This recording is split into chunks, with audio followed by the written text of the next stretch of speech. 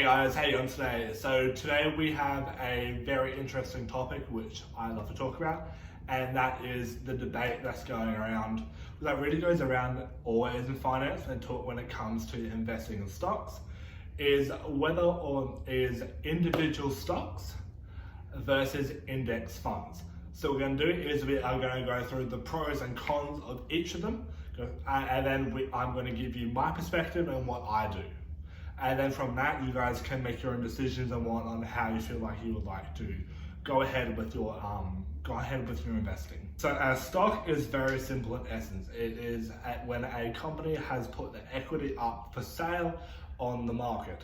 And what this does is when you buy up the equity, you will pay a certain amount of price for that. When you are buying into a company, you are essentially saying that you believe that this company will grow in the future and that the market has priced them wrong. While the company grows, so will the dividend growth as well as the stock price. This will mean that you have more money in your portfolio and more money for you to play with. So individual stocks are more or less considered to be more risky than index funds. With that higher risk, what comes is the ability to have a higher return.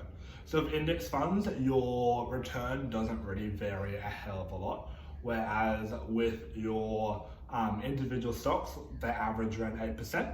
However, when you think 8% is a very median of it. So for some instances, companies can grow up by 200% in a year, but then also companies can also lose 200% in a year. So it's just figuring out how you want to look at your investment and whether or not you're willing to take that risk. So an index fund is our next one to talk about. An index fund is basically a bunch of individual stocks all bundled into one fund. Or if you want to think about it, think of it as you own a portfolio that has a bunch of different, like hundreds and hundreds of individual stocks, and they put that all into one. That's what an index fund is. Index funds can really be specific to your needs. So for example, if you want to have a high dividend yield and you want to live off the dividends, so for example, if you wanted a 6% dividend yield and you had $1 million, you could put $1 million into that index fund, which guarantees a 6% yield. With that 6% yield, you get $60,000 per year. The benefit of an index fund is that it's generally considered a very passive investment, whereas you literally don't really have to do anything with it and you can just put your money in there, don't worry about it, because generally index funds don't really go anywhere, they just go up 8% per year and they don't really change. This is why they're considered as not risky at all in comparison to individual stocks. This is due to the diversification. So when you want to think about it though, some index funds you have to make sure are in specific markets and sectors. So for example, some index funds I know are mainly based in the technology area. So for example, if something was to happen to, I don't know, a massive company in technology, this might have a knock-on effect to all your other companies, and this might really ruin and kill your index fund. So as I said, index funds provide a really easy way of managing your money and creating stocks. You don't really need to have to do any research behind it. You don't really need to actually look at what you're buying. You just need to look at what you're buying, but you don't need to understand what's in it. You need to look at what is this index fund going to get me? What is the average over the last 10 years? And you can pretty much deduce it's going to keep it going, unless something major happens. For the majority of people out there, this is probably the best option for them, because a lot of people don't have the time, don't have the patience, and don't really want to look at companies, private companies every day and all day. And this just provides a very easy route for them. What they can do is they can just put their money in and just not worry about it at all. So we're going to go through my strategy and what I do now. So what I do is I do a mix of both. So what happens is every week I have 3 different accounts which I have my money in. So I have my high interest savings account, which I don't touch at all. I have my main account, which is where my everyday spending, which has around $300 in it. And then I have my backup. So what happens is my money gets paid into my everyday savings. And then every week, $100 of that goes into my index fund that I have. and then the rest of it fills up my backup, and then whatever's left goes into my high interest account. So what this does, it allows me to have really a passive investment of $100 per week, which is around $5,200 per year for those who know. And $5,200 per year, increasing at 8%. If you do that every year for 20 years, that's a decent amount of money you have in there in an index fund. So that probably covers around 20% of my portfolio having index funds. And then the other 80% of my portfolio is based in individual stocks. So I like individual stocks mainly because I like having the ability to control what I'm doing and whatnot.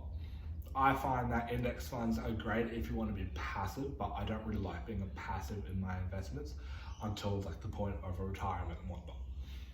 So I just like it when you can go and have a look at your investments, you can go and research your companies and whatnot. If you don't know what to research with your companies and how to do that, go and have a look at my video. I'll link it below. Now you're also probably going to realize that I have no bonds in my portfolio. And at the moment, I just feel like bonds are actually majorly overpriced and I didn't get in before everything happened. So I think everyone's worried about the stock market and they don't know what's happening right now in the next 6 months of the stock market. Nobody knows. So what everyone has done is they've gone to a relatively safe investment of bonds. Now this has meant that because the demand for bonds is high, the price of it has also increased in order to keep up with that. Eventually I would like to move into real estate. I think that real estate for me would be perfect. You know, being a landlord and whatnot would be great. It provides a really good source of income. You know, if you get roughly $800 per month profit, that's almost $10,000 per year, which is amazing. You know, if you want to do that 2 or 3 times, that pretty much gets rid of most people's salaries and whatnot, takes rid of all their expenses. You don't have to do anything, you can just keep on duplicating the results. But yeah, when it comes to how you want to invest, you kind of want to look at the amount of work you're willing to actually put into your stocks. So when I say this is, are you wanting to be a passive investor who just puts $100 in every week, doesn't look at it all? Or do you want to genuinely go out of your way and look for stocks that you believe that are going to increase in value over the next few years? For instance, I have used CCP. I used that in a video that I did a few weeks ago now, last week actually. And since I mentioned that in the video, the stock price has gone up 40%. So that's just, you know, for me, I feel like there's always some bargains out there and you can really just go and have a look. And I feel like there's at least 1 or 2 that you can always see that, yeah, they're going to increase because this is going to happen in the market and whatnot. There's factors that you can always go into and go and have a look. But yeah guys, I hope that is everything and you guys have enjoyed. I really hope that this has helped you guys have a look at how you want to invest and whatnot, whether you want to be passive, whether you really want to be really aggressive in your market strategy and whatnot.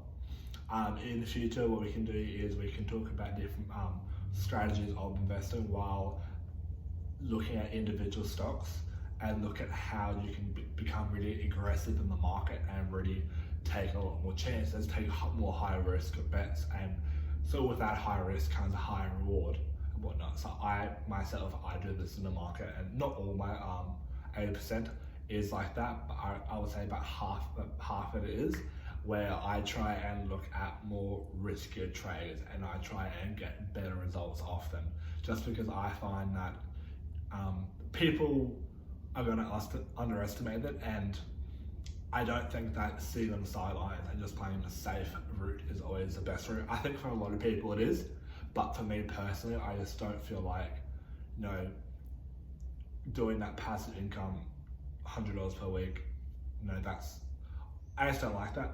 I think it's good for the really, really long term. I want to make my money quicker. I want to get it up and over. I want to get, you know, I'm going to get that money churning. For me, that's really important right now because at the moment I don't have a job. So what's happened is, due to everything that's happened in the world right now, my the pub that I work at, I'm a bartender, has also closed. So with that, I'm just doing uni and whatnot. So I'm, you know, just trying to get my money through the markets and whatnot, while also on our Centrelink payment. But yeah, I think that's everything, guys. I really hope you guys enjoyed. and I'll see you guys next time.